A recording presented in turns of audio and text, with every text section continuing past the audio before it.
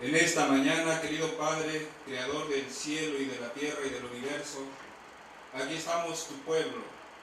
Estamos reunidos, Señor, para poderte dar gloria y honra como tú te lo mereces, porque tú eres nuestro Dios y nuestro Salvador. En esta mañana rogamos con todo el fervor de nuestro corazón la presencia de tu Espíritu Santo. Que la presencia de tu Espíritu Santo pueda descender en la iglesia del monte. Amén. Y pueda venir a morar en nuestros corazones. Y podamos glorificarte y honrarte como tú te lo mereces, Señor de señores y Rey de reyes.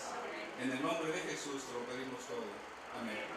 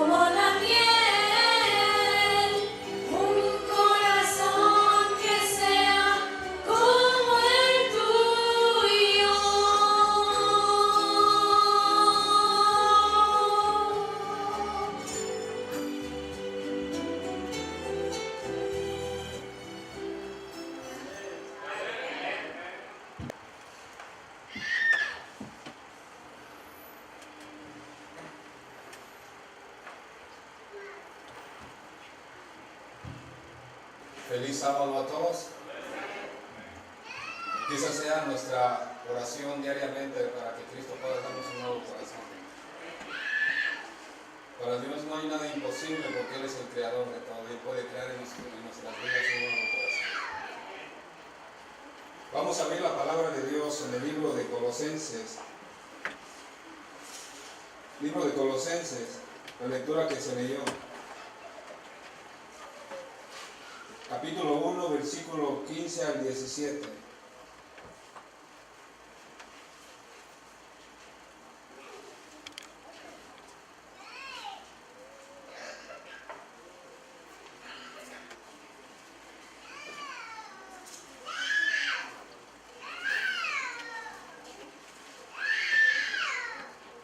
La palabra de Dios dice, el cual es la imagen de Dios e invisible, el primogénito de toda criatura, porque por él fueron creadas todas las cosas que están en los cielos, que están en la tierra, visibles e invisibles, sean tronos, sean dominios, sean principados, sean potestades, todo fue creado para él, y él es antes de todas las cosas, y por él todas las cosas subsisten. La palabra de Dios nos dice claramente quién es el creador del universo.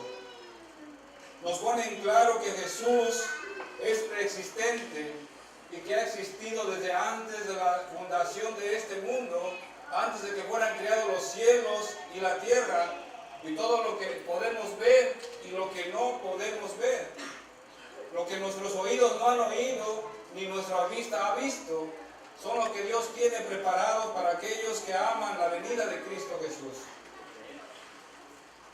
Y en el libro de San Juan vemos el contexto. Vamos a ver la palabra de Dios en el libro de San Juan, capítulo 1.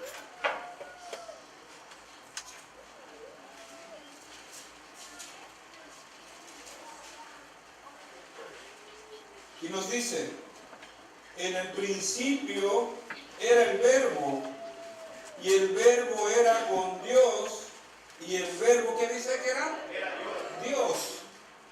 En el principio con Dios, todas las cosas por Él fueron hechas, y sin Él nada de lo que es hecho, ¿qué dice? Fue hecho. Una vez más, nos pone en claro la palabra de Dios de quién es el creador de todo. Cristo Jesús. Cristo Jesús ha existido desde antes de la fundación, desde las eternidades. Pero en el cielo, cuando todo era bello, todo era armonía, hubo una nota discordante que perturbó las huestes celestiales en el cielo. Pero, ¿quién fue esa nota discordante? Cuando en el cielo había gozo, había paz, los ángeles de los cielos se deleitaban alabando a Dios, todo era hermoso. Pero hubo alguien que perturbó las huestes celestiales en el cielo. Y lo vamos a ver en el libro de Ezequiel. Libro de Ezequiel.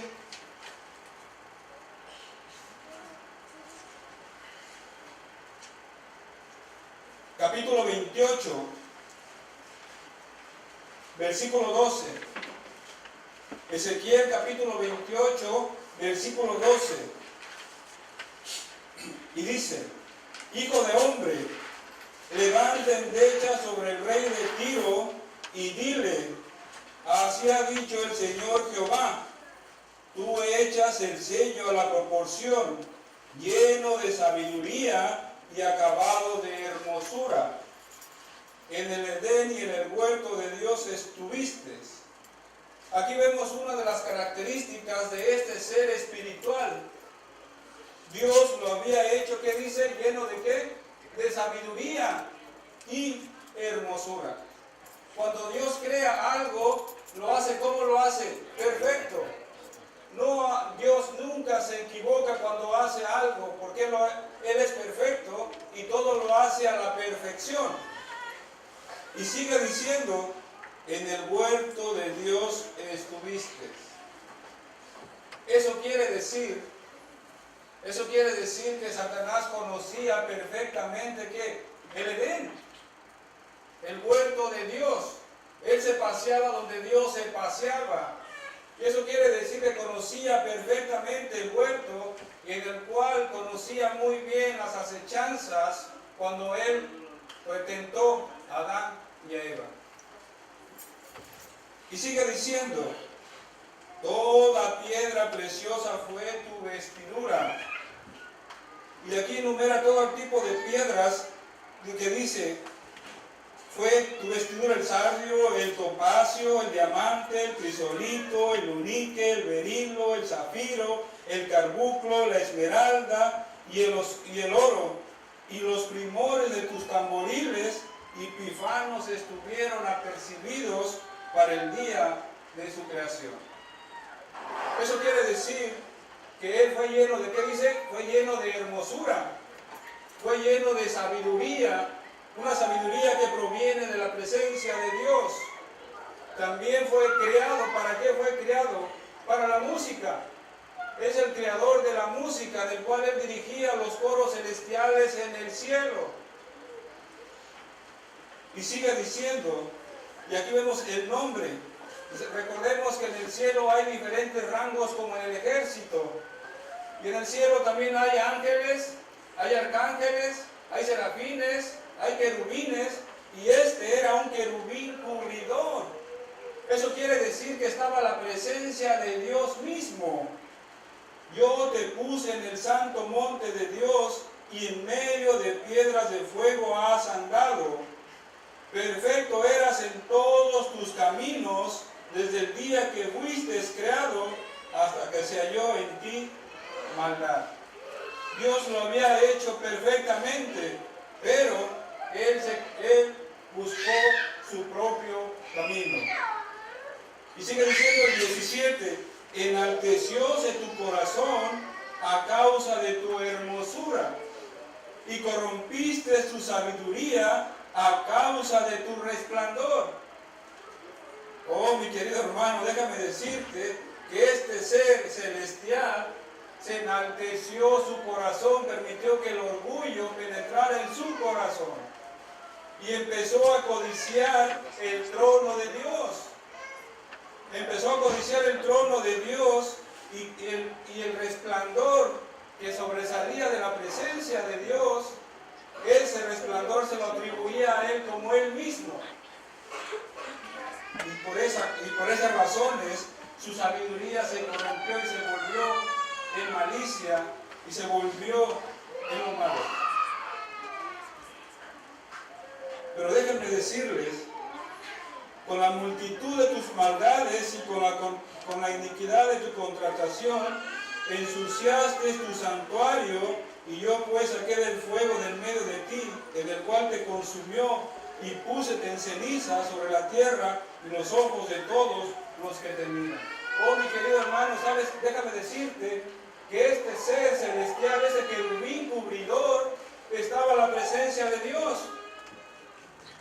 Cuando Dios mandó a Moisés para que él hiciera un santuario terrenal, recordemos que había 3 compartimientos. El primer compartimiento, ¿cuál era el primero? El atrio. Y el segundo, ¿cuál era? El lugar santo y el lugar santísimo. Y en el lugar santísimo estaba ¿qué? El arca del pacto. El arca donde contenía los 10 mandamientos, donde contenía la vara de Aarón que había reverdecido, había florecido y había fructificado. Pero también estaba ¿qué? El maná que había caído del cielo para poder alimentar al pueblo de Israel. Este ser estaba en la presencia de Dios, y arriba del arca del testimonio, o arriba del arca del pacto, se encontraba el propiciatorio santo, donde se encontraba la presencia de Dios, y estaban los 2 querubines, uno al lado de Dios, uno a la izquierda y el otro a la derecha. Pero este querubín era el principal cubridor. Era un querubín que Dios le había dado muchos privilegios, lo había honrado y lo había lleno de sabiduría y hermosura. Vamos a abrir el capítulo de Isaías, libro de Isaías, capítulo 14, y aquí nos sigue diciendo, capítulo 14, versículo 12.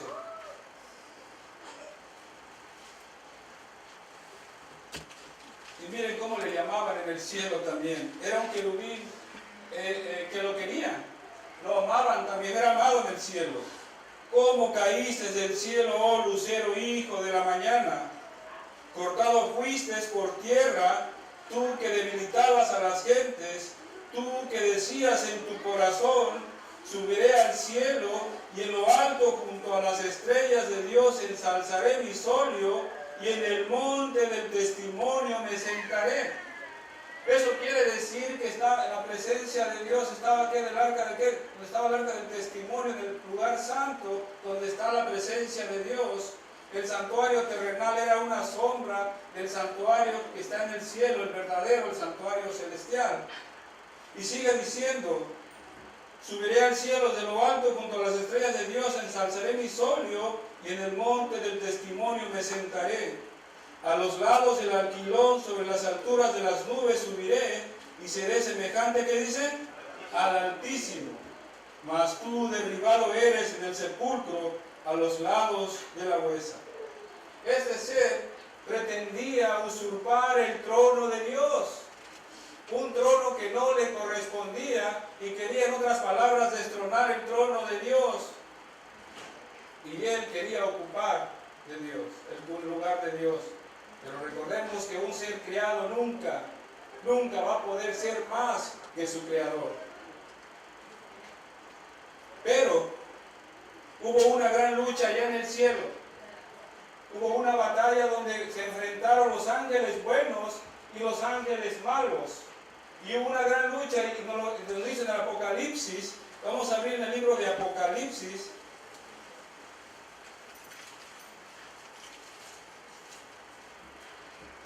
Libro de Apocalipsis, capítulo 12, versículo 7. Y nos dice: y fue una gran batalla en el cielo. Miguel y sus ángeles lidiaban contra el dragón, y lidiaba el dragón y sus ángeles. Y no prevalecieron, y su lugar fue más hallado en el cielo.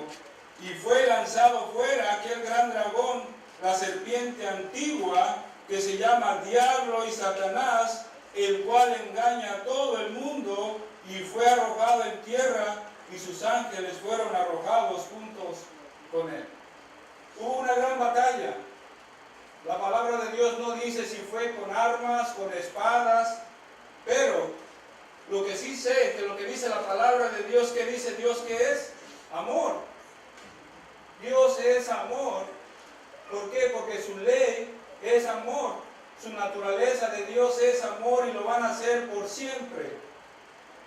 Entonces, si Dios es amor, posiblemente Dios les hizo la guerra con amor, y la maldad no pudo prevalecer.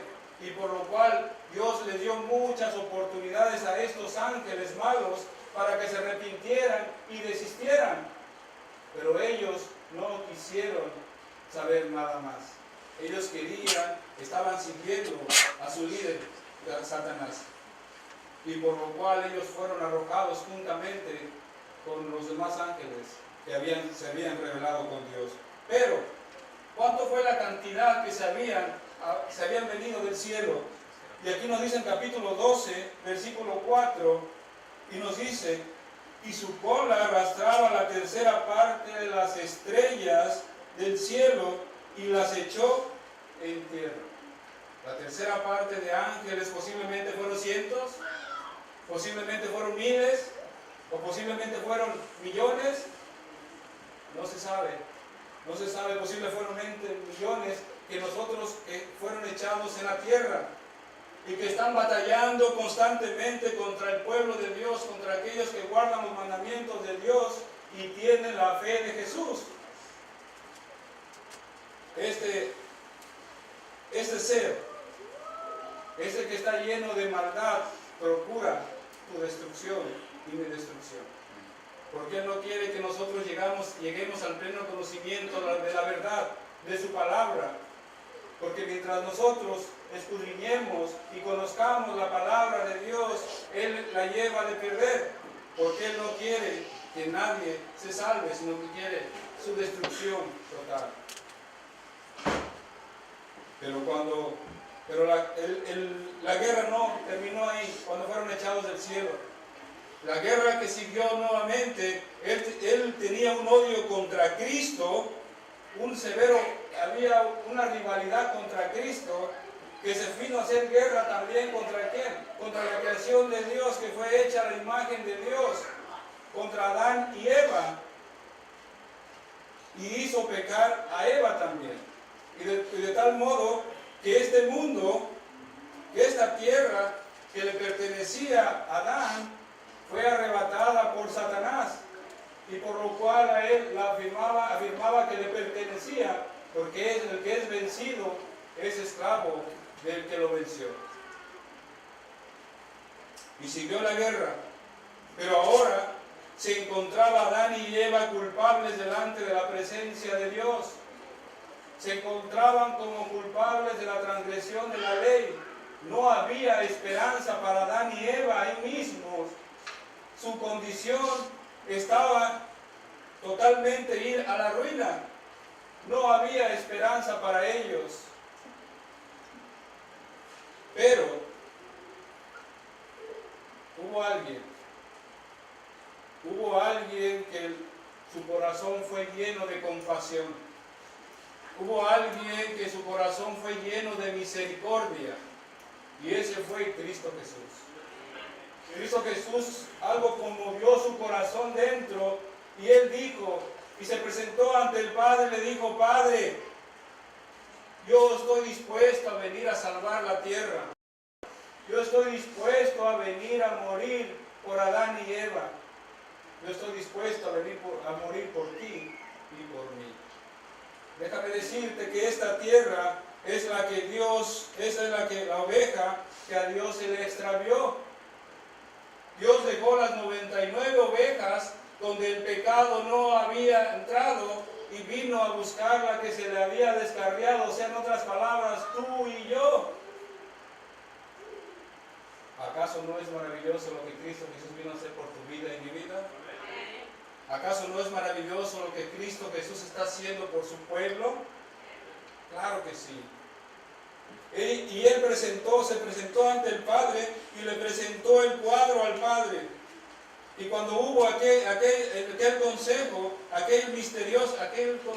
misterioso donde se reunió el Padre y el Hijo, aún para el Padre fue una gran lucha entregar a su Hijo unigénito. Pero aquí es donde se ve el versículo de memoria, Juan 3:16. Porque de tal manera amó Dios al mundo, que ha dado su Hijo unigénito, para que todo aquel que en él crea no se pierda, más que, dice, mas tenga vida eterna.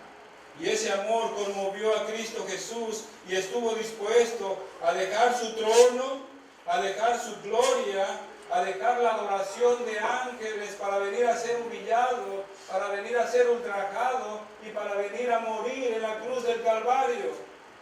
Y todo lo hizo por ti. Oh, mi querido hermano, déjame decirte que Cristo Jesús, cuando presentó el cuadro a los ángeles estaban nerviosos. Los ángeles no querían que su líder fuera a morir. Amaban a Cristo Jesús. Y ellos, como aman a Cristo Jesús, estaban dispuestos a entregar su vida. Pero la vida de un ángel no cubría las exigencias de la ley. Porque la paga del pecado, ¿qué dice? Es muerte, mas la dádiva de Dios es vida eterna.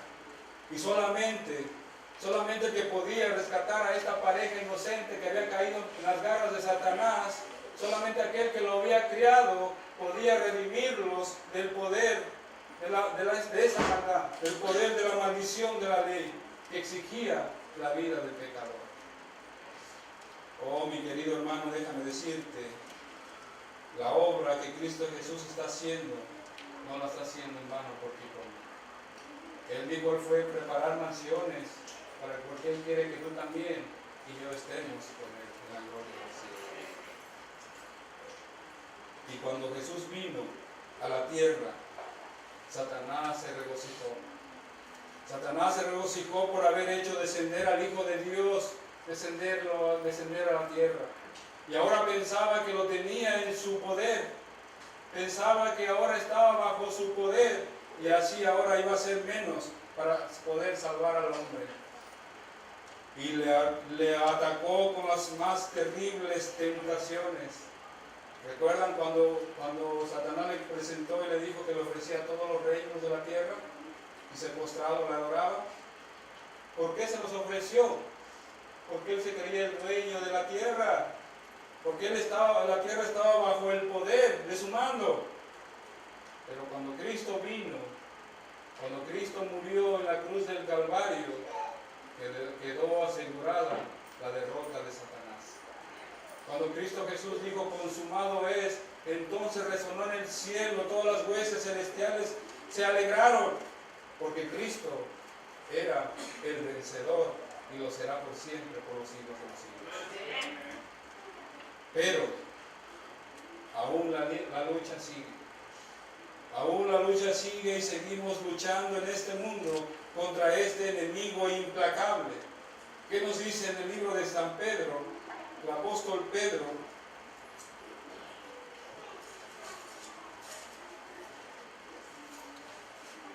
Segunda de Pedro, capítulo 5.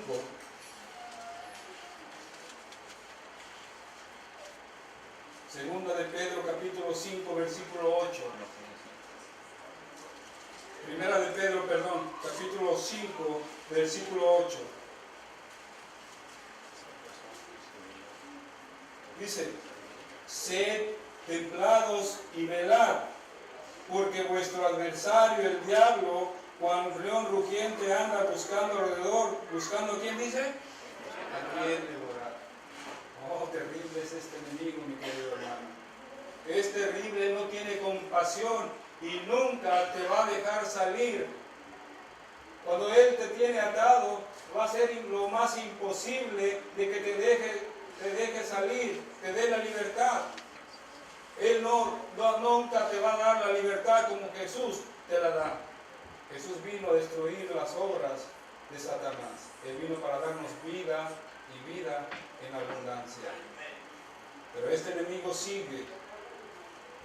Aunque invisible, dice el espíritu de profecía, trabaja con diligencia, tratando de gobernar las mentes de los fieles como hábil general que es, fragua sus planes de antemano.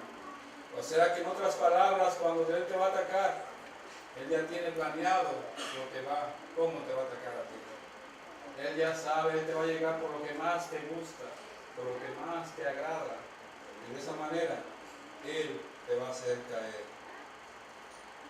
Entonces despliega sus artes con nuevo ardor, tienta a los hombres para que cedan a la glotonería o cualquier otra forma de sensualidad, que además adormece de tal modo su sensibilidad y dejan de oír precisamente las cosas que más necesitan saber. Y sigue diciendo, lo que Él quiere entonces es oponerse al plan divino de la redención del hombre, y deshonrar a Dios mutilando y profanando sus obras, y causar dolor en el cielo, y llenar la tierra de miseria y desolación, y luego señala todos estos males como resultado de la creación del hombre. Ahora te das cuenta, todas las inundaciones, terremotos, hambres, pestilencias, todos los homicidios, asesinatos, ¿de quién provienen? De Satanás, de este ser implacable, y luego se lo atribuye a Dios, echándole la culpa que Él es el culpable, como lo hizo cuando se rebeló en el cielo. No saben que su enemigo es un poderoso general que dirige las inteligencias de los ángeles malos y que a merced a planes bien combinados y a una sabia estrategia guerrea contra Cristo para impedir la salvación de las almas. Quiero volverlo a leer otra vez. No saben que su enemigo es un poderoso general que dirige las inteligencias de los ángeles malos y que a merced a planes bien combinados y a una sabia estrategia guerrea contra Cristo para impedir la salvación de las almas. No se tienen en cuenta los muchos avisos que no se ponen en guardia contra su astucia, hasta parece ignorarse de su existencia. A veces Él no quiere que nosotros lo veamos tal vez con un trinchete, con cuernos, color rojo.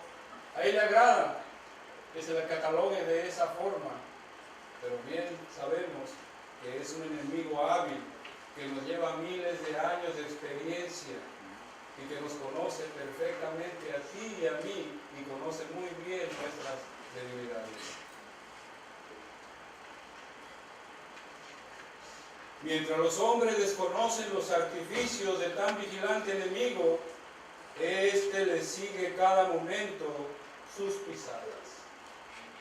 Se introduce en todos los hogares. Oh. ¿A qué creen que se introduce en todos los hogares? ¿A dar felicidad? No. Se introduce en los hogares para poder dividir los hogares, para poder deshacer los hogares, la familia, los hijos, y pone en contra a los hijos con los padres con los hijos, la esposa con el esposo, de tal manera que ese hogar se pueda desintegrar y lleve adelante sus planes. Pero recordemos que este ser, él anticipa antemano sus ataques. En todas las calles de nuestra ciudad, caminemos por todos Los Ángeles, vayamos por aquel lado de Los Ángeles, los callejones, el Alvarado, o no vayamos tan lejos, vayamos por el lado donde estamos abajo de los puentes, cómo el enemigo tiene sumido a la juventud en las drogas, en el alcoholismo, en la prostitución. Podemos ver dolor, podemos ver todo lo malo, y cómo Satanás los tiene atados a estos seres. Anda por las calles viendo a ver cómo encadenar, cómo presionarte para no dejarte salir nunca y nunca conozcas el plan de salvación. En las iglesias, ¿cómo? ¿En las iglesias? ¿Y qué tiene que estar Satanás en las iglesias? Oh, mi hermano, déjame decirte, cuando está en las iglesias, él está tratando de que tú no puedas concentrarte en la predicación. Él está constante de que tu mente esté distraída pensando otras cosas y no te concentres en las cosas de Dios, en los niños, y de tal manera en las divisiones. Dios no quiere una iglesia dividida. No, mi querido hermano, déjame decirte que no. El enemigo empezó su rebeldía y empezó a meter su cizaña en los otros ángeles de tal manera que los engañó. Empezó con el deseo de supremacía, con el deseo de poder. Él quería el poder también. Él quería ser Dios, también quería ser adorado como Dios también era adorado. Empezó a difundir sediciones, murmuraciones, de tal manera que se pusieran en contra los unos con el otro, de tal manera que se rebelaran contra el Creador del cielo y de la tierra. Oh, mi querido hermano, déjame decirte en esta mañana que Dios tiene una iglesia de orden. Dios tiene el control de su iglesia. Cuando nosotros manifestamos el espíritu de Satanás, Satanás nunca estuvo conforme contra el gobierno de Dios. Y cuando nosotros nos empezamos a rebelar contra los dirigentes del que Dios ha puesto, recordemos que Dios que pone reyes y quita reyes. Y cuando nosotros nos empezamos a murmurar, empezamos a hablar que por qué pusieron a este, que por qué pusieron a este otro, entonces estamos manifestando el espíritu de Satanás. Y de esta manera nos estamos rebelando contra el gobierno de Dios, el reino de Dios aquí en la tierra. Es terrible lo que este enemigo está haciendo, mi querido hermano, dentro de las iglesias. Las está dividiendo. Hay enemistades, hay pleitos, hay diferencia dentro de las iglesias. Y estoy hablando a nivel mundial. No estoy hablando solamente de la iglesia del monte, estoy hablando de la iglesia a nivel mundial. Cómo Satanás se mueve dentro de las iglesias.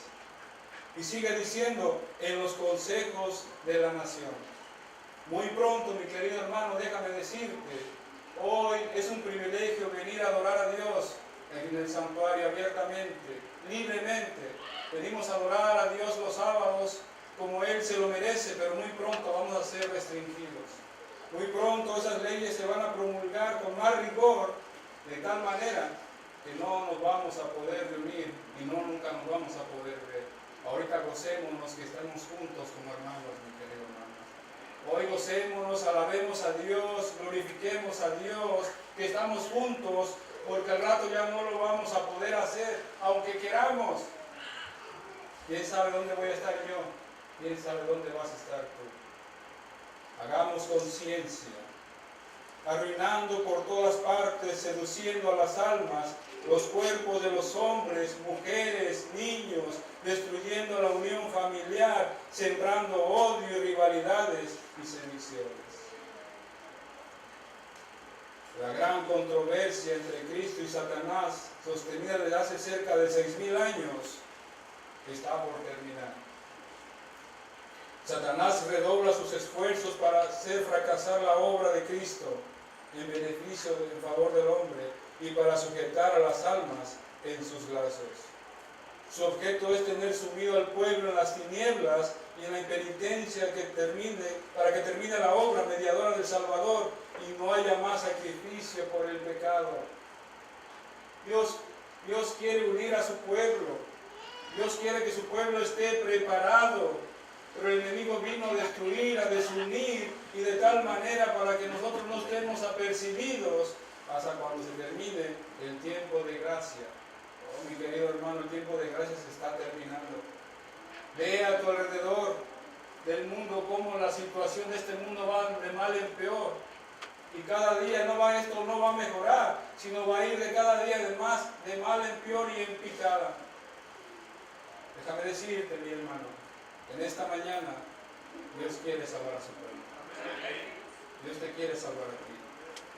Tú, mi querido hermano, me estás escuchando, que aún no has entregado tu vida a Cristo Jesús, toma la decisión. Te conviene tomar la decisión, porque no hay otra alternativa, no te queda otra alternativa. Estar del lado de Dios o estar del lado del enemigo. La decisión es nuestra. Dios nos ha dado libertad de albedrío. Él nunca te va a forzar a hacer lo que tú no quieres. Nunca se esmeró en forzar a los ángeles. También los ángeles tuvieron libertad de albedrío. Dios también respetó su libertad, pero ellos lo amaron. Dios quiere que nosotros lo amemos con un corazón sincero, con un corazón agradecido, para que reconozcamos quién es el Creador y sustentador del universo. Cuando no se hace ningún esfuerzo especial para resistir al mal, cuando la indiferencia predomina en la iglesia y en el mundo, Satanás está a gusto, pues no corre peligro de perder a los que tiene cautivos a merced suya. Pero cuando la atención de los hombres se fija en las cosas eternas y las almas se preguntan qué debo yo hacer para ser salvo, Él está pronto para oponer poder al de Cristo y para contrarrestar la influencia del Espíritu Santo. El Espíritu Santo está trabajando en los corazones de su iglesia. El Espíritu Santo está trabajando en los corazones para convencerlos y llevarlos a los pies de Cristo, pero este enemigo está arrebatando la semilla que está siendo sembrada en los corazones, de tal manera que se pase el tiempo y el tiempo de gracia se termine y ya no haya más que hacer. En esta mañana, mi querido hermano, déjame decirte, tenemos a un gran Salvador, Cristo Jesús. Tenemos a un gran Salvador y Creador que se compadece de nuestras aflicciones y que te ama a ti y me ama a mí. Y no nos ama con un amor simplemente superficial, no. Él nos ama con un amor puro porque nos amó desde antes de la creación del mundo. Él pudo volver a crear el mundo, la tierra. Claro que Él tenía el poder para crear porque Él es el creador. Él pudo crear nuevamente a Adán y Eva, también las podía crear, pero ¿qué pasó? Él nos amó desde el principio de la creación del mundo. Y Él te amó y te conoce tan perfectamente que Él sabía lo que tú ibas a hacer. Y hoy estamos en la iglesia orando y alabando el nombre de Cristo Jesús. Porque Él es nuestro Creador y Él es nuestro Salvador. Y esto va a ser por los siglos y los siglos. Va a ser nuestro Dios. Y muy pronto, déjame decirte, muy pronto, mi querido hermano, cuando descendamos del cielo aquí a la nueva tierra, vamos a venir de sábado en sábado y de mes en mes y de sábado en sábado a adorar ¿qué? Adorar a nuestro Dios y Creador del universo. Y que para Él sea la gloria y sea la honra por los siglos de los siglos. Que Dios te bendiga en esta mañana.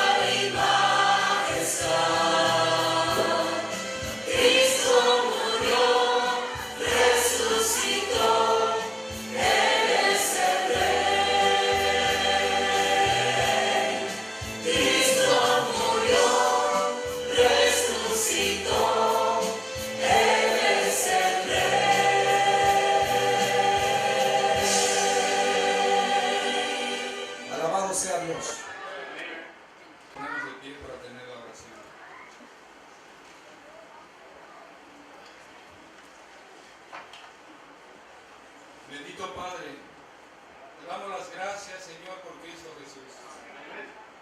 Gracias, Señor, porque Cristo Jesús fue el que se dio como el Cordero de Dios que quita el pecado del mundo.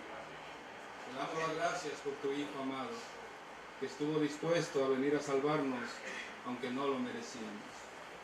En esta mañana rogamos que Cristo Jesús pueda venir a morar en nuestros corazones y al ir a nuestras casas poder llevarlo en nuestros corazones. Danos la presencia de tu Espíritu Santo y permite, Señor, que tu iglesia del monte sea llena de tu Espíritu Santo. Queremos alabarte en este día porque tú eres el Rey de Reyes, porque tú eres el Creador del universo, que hizo los cielos, que hizo la tierra, que hizo la luna, las estrellas, las constelaciones, todo lo que nuestros ojos no pueden ver y todo lo que nuestros ojos alcanzan a ver, porque tú eres digno de alabanza. Bendito y alabado sea tu santo nombre por los siglos de los siglos. Bendice los alimentos, Señor, que van para tu cuerpo, que es tu templo. Y Señor, te rogamos también que tú se los proveas a aquellos que verdaderamente lo necesiten. En el nombre de Jesús. Amén. Pueden sentarse.